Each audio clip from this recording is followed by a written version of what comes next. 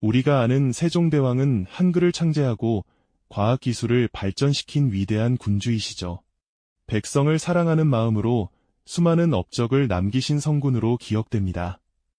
그런데 이런 세종대왕께서 평생의 역점 사업 중 하나로 대장경을 만들었다는 사실을 알고 계신가요?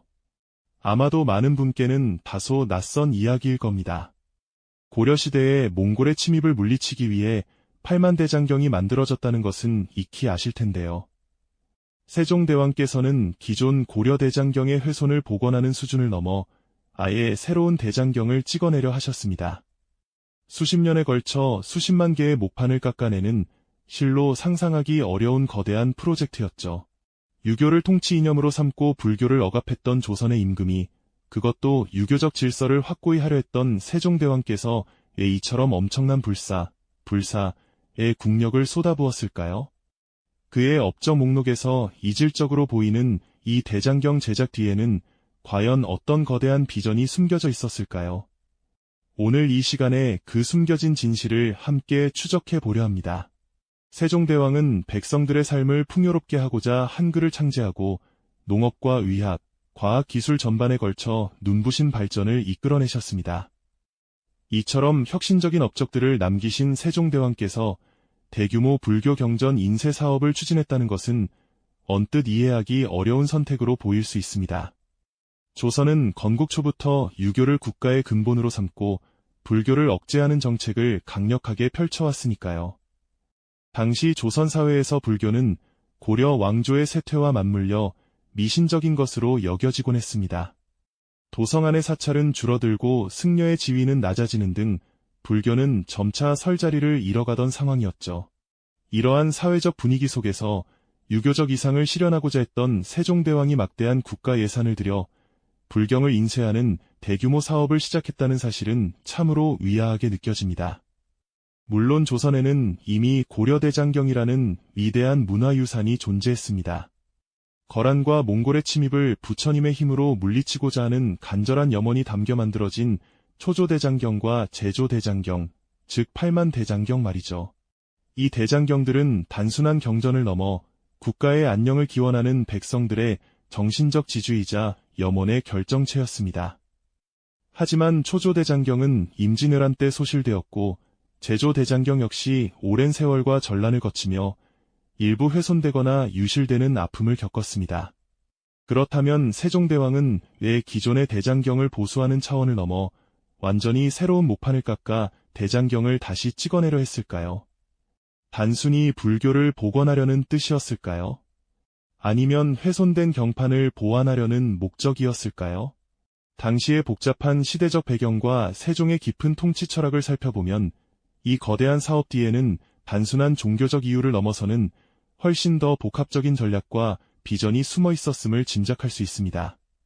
그것은 국가의 위상을 드높이고 백성들의 마음을 하나로 모으며 나아가 조선의 장기적인 미래를 설계하려 했던 세종대왕의 원대한 그림과 맞닿아 있었을 겁니다. 우리가 미처 알지 못했던 세종의 위대한 비전, 이제 그 진실을 향한 여정을 시작해 볼까요? 세종대왕의 대장경 프로젝트가 단순한 불교 경전의 인쇄를 넘어선 거대한 국책 사업이었다는 사실, 정말 놀랍지 않습니까?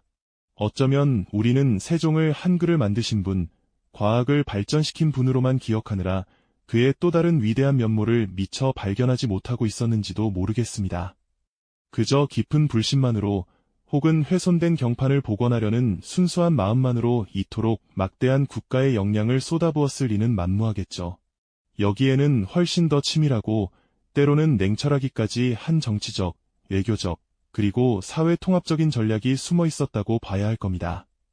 가장 먼저 떠올릴 수 있는 것은 당시 조선을 둘러싼 국제정세, 특히 명나라와의 복잡한 관계였습니다. 조선은 명나라를 사대하며 예교적 안정을 추구했지만 이는 결코 일방적이고 수동적인 관계만을 의미하지는 않았습니다. 오히려 명나라는 늘 조선에 대한 문화적 우위를 과시하려 했고 종종 진기한 서적이나 문화재를 요구하며 조선의 국력을 은근히 시험하곤 했죠. 이러한 외교적 압박 속에서 세종대왕은 대장경 제작이라는 거대한 불사를 통해 조선이 결코 문화적 후진국이 아니며 오히려 세계 최고 수준의 인쇄 기술력을 가진 자주적인 국가임을 명나라에 당당하게 드러내려 했을지도 모릅니다. 단순히 그들의 요구에 응하는 차원을 넘어 조선의 힘으로 새로운 문화적 성과물을 만들어내어 제시하려는 고도의 전략이었던 셈이죠. 이는 단순히 불경을 바치는 행위를 넘어 조선의 국격을 드높이는 중요한 외교적 메시지였을 겁니다. 또한 대장경 제작은 당시 조선 내부의 복잡한 사회 문제를 해결하는 중요한 수단이 되기도 했습니다. 유교를 국시로 삼았던 조선이었지만 백성들의 삼깁숙이 뿌리내린 불교의 영향력을 결코 무시할 수는 없었습니다. 오랜 세월 동안 불교는 민심의 큰 부분을 차지하고 있었고 고려 시대부터 이어진 대장경에 대한 숭배의식은 여전히 강렬하게 남아있었죠. 세종은 이러한 민심을 단순히 외면하거나 억압하기보다 오히려 이를 국가 통합의 동력으로 활용하려는 지혜로운 접근을 시도했던 겁니다. 대규모 국책 사업을 통해 많은 백성에게 안정적인 일자리를 제공하고 흩어진 민심을 하나의 목표 아래로 모으는 동시에 나아가 불교와 유교라는 서로 다른 이념 사이에서 조화를 모색하려는 통치자의 깊은 고민과 배려가 담겨 있었다고 볼 수 있습니다. 수많은 백성이 대장경 제작에 동원되면서 자연스럽게 사회 전체가 하나의 거대한 목표를 향해 움직이는 경험을 하게 되었을 겁니다.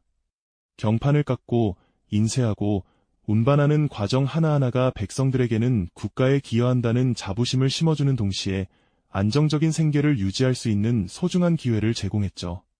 특히 전쟁과 혼란을 겪은 직후의 불안정한 사회에서는 이러한 대규모 공공사업이 백성들의 삶의 활력을 불어넣고 국가에 대한 신뢰를 회복하는 데 결정적인 역할을 했을 겁니다. 마치 오늘날 거대한 인프라 건설 프로젝트가 지역 경제를 활성화하고 고용을 창출하는 것과 같은 이치로 당시 사회의 활력을 되찾는 중요한 촉매제가 되었을 것입니다. 뿐만 아니라 이 프로젝트는 조선의 인쇄 기술 발전에 지대한 영향을 미쳤을 것으로 짐작됩니다. 이미 세계 최고 수준의 금속 활자 기술을 보유하고 있었던 조선이었지만 목판 대장경이라는 특수한 형태의 대규모 인쇄 사업은 또 다른 차원의 기술적 도전을 요구했을 겁니다. 수십만 개의 목판을 정교하게 깎고 습기와 해충으로부터 안전하게 보관하는 기술, 그리고 이를 효율적으로 인쇄하여 대량 생산하는 노하우는 분명 조선의 인쇄술을 한 단계 더 발전시키는 중요한 계기가 되었을 겁니다. 이런 기술적 진보는 훗날 다른 서적의 인쇄나 지식 보급에도 긍정적인 영향을 미치며 조선 사회의 문화적 역량을 한층 끌어올리는 굳건한 토대가 되었을 것이 분명합니다.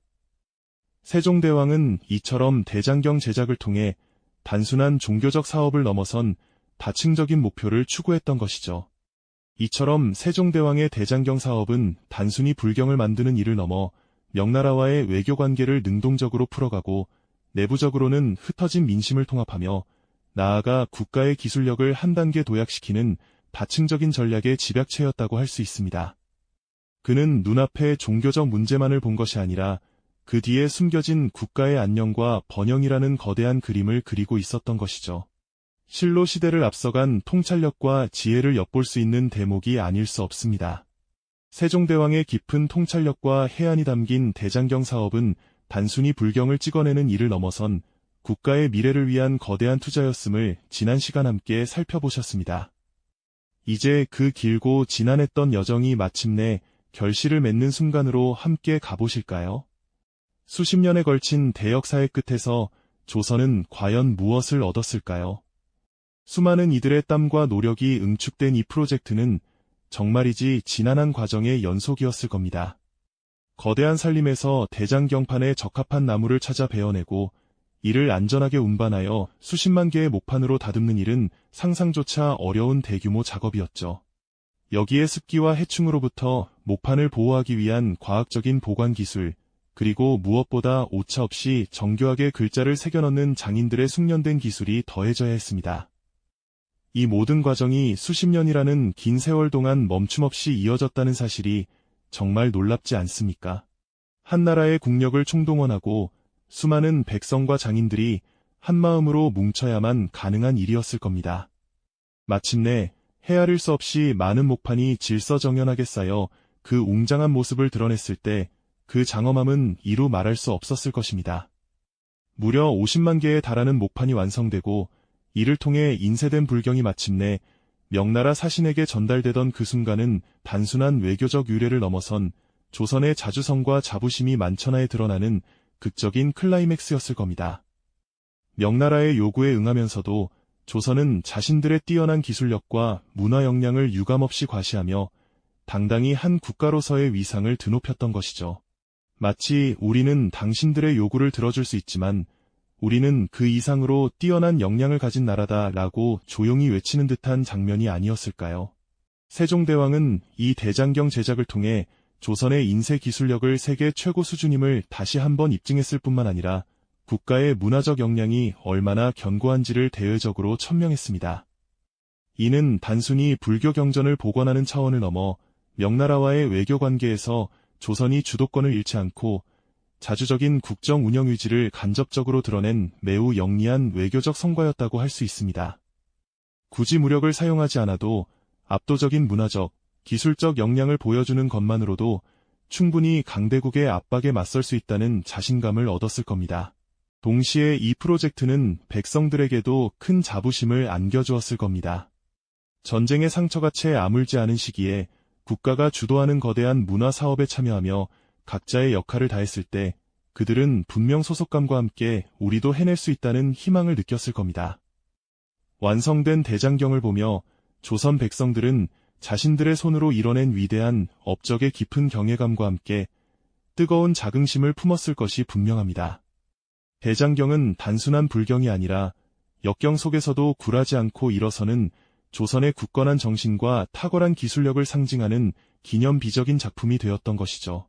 이처럼 세종대왕이 추진했던 대장경 사업은 외세의 압박 속에서도 국가적 역량을 결집하고 문화적 자존심을 지켜내며 나아가 장기적인 안목으로 국가의 미래를 설계했던 그의 위대한 통찰력과 리더십을 여실히 보여주는 증거입니다.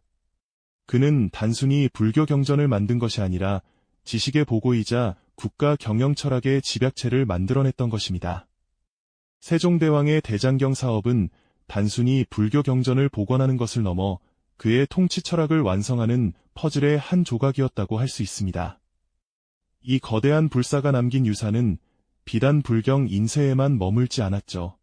수십만 개의 목판을 깎고 다듬는 과정에서 축적된 정교한 목공 기술, 대량 인쇄를 위한 종이와 먹 제조 기술은 조선의 전반적인 과학기술 발전에 지대한 영향을 미쳤습니다. 이는 단순히 특정 분야의 발전이 아니라 조선이라는 나라의 지식 기반을 굳건히 하고 기술력을 한 단계 끌어올리는 중요한 토대가 되었을 겁니다. 특히 대장경 인쇄를 통해 얻은 경험은 훗날 금속 활자 인쇄술의 혁신으로 이어지는 중요한 밑거름이 되었을 겁니다. 책을 대량으로 찍어내고 지식을 널리 퍼뜨리는 문화가 이때부터 더욱 견고하게 자리 잡았다고 볼 수 있죠. 상상해보세요. 수십만 개의 글자를 정확하게 새기고 그것을 바탕으로 수많은 경전을 인쇄하는 과정에서 얼마나 많은 시행착오와 기술적 진보가 있었을까요? 이러한 경험들은 훗날 백성들의 삶을 개선하기 위한 실용적인 서적이나 관료 교육을 위한 교재 인쇄에도 응용되며 조선 사회 전체의 지식 수준을 한 단계 끌어올리는 원동력이 되었을 것입니다. 또한 전국 각지의 인력과 자원을 효율적으로 동원하고 조직화했던 경험은 훗날 세종대왕이 추진한 다른 수많은 국가 사업의 성공적인 기반이 되었습니다. 예를 들어 농업 기술 개발을 위한 연구나 천문 관측기구 제작 같은 대규모 프로젝트 역시 이러한 조직력 없이는 불가능했을 겁니다. 백성들은 거대한 프로젝트에 참여하며 공동체 의식을 다지고 국가에 대한 소속감과 자부심을 키울 수 있었을 테고요. 대장경 제작 현장에서 숙련된 기술자들은 이후 다른 국가 사업의 핵심 인력으로 활약하며 조선의 기술 발전을 이끄는 중추적인 역할을 담당했을 것이 분명합니다. 이처럼 대장경 사업은 단기적인 외교 문제 해결을 넘어 조선이라는 나라의 지식 기반을 굳건히 하고 기술력을 한 단계 끌어올리며 나아가 백성들의 역량을 결집하여 궁극적으로 국가 번영이라는 세종의 원대한 비전을 실현하는 데 결정적인 역할을 했던 것입니다. 그는 단순히 불교 경전을 복원하라는 명나라의 압박에 수동적으로 응한 것이 아니라 이를 조선의 자주적인 국력을 과시하고 내부 역량을 강화하는 기회로 삼았던 것이죠. 그의 통찰력과 지혜가 빛나는 대목이 아닐 수 없습니다. 오늘날 해인사에 고스란히 보존된 팔만대장경은 단순한 불교 경판이 아닙니다. 외세의 압박 속에서도 굴하지 않고 자주적인 문화 역량을 꽃피웠던 조선의 정신, 그리고 이를 가능케 한 위대한 지도자의 통찰력이 담긴 살아있는 역사 그 자체라고 할 수 있죠. 그 속에는 글자 하나하나에 담긴 백성들의 땀과 노력, 그리고 그 모든 것을 아우르며 미래를 설계했던 세종대왕의 깊은 고뇌와 비전이 고스란히 녹아 있습니다. 우리에게 대장경은 과거의 유물이 아닌 현재에도 끊임없이 이야기하고 깨달음을 주는 지혜의 보고인 셈입니다.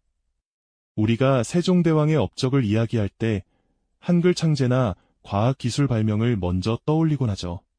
하지만 어쩌면 다소 낯설게 느껴질 수 있는 이 대장경 제작이야말로 그가 얼마나 다층적인 시각으로 국가를 경영했는지를 여실히 보여주는 증거가 아닐까 싶습니다. 당장의 종교적, 외교적 난관을 슬기롭게 헤쳐나가는 동시에 긴 안목으로 조선의 문화적 역량을 강화하고 기술 발전을 이끌며 더 나아가 백성들을 하나의 목표 아래 통합하려 했던 그의 깊은 뜻을 되새겨봅니다. 눈앞의 문제 해결에 급급하기보다 그 너머를 내다보는 해안과 끈기, 바로 이러한 통찰력이야말로 시대를 초월하여 오늘날에도 우리에게 깊은 울림을 주는 진정한 리더십의 본질이 아닐까요? 세종대왕은 대장경을 통해 단순히 불경을 찍어낸 것이 아니라 지식의 보고이자 국가 경영 철학의 집약체를 만들어냈던 것입니다. 그의 위대한 비전은 오늘날까지도 우리에게 영감을 주고 있습니다. 이 영상이 도움이 되셨다면 좋아요와 구독 부탁드립니다. 여러분의 응원이 제게 큰 힘이 됩니다. 다음 영상에서도 더 유용한 정보를 공유하겠습니다. 감사합니다.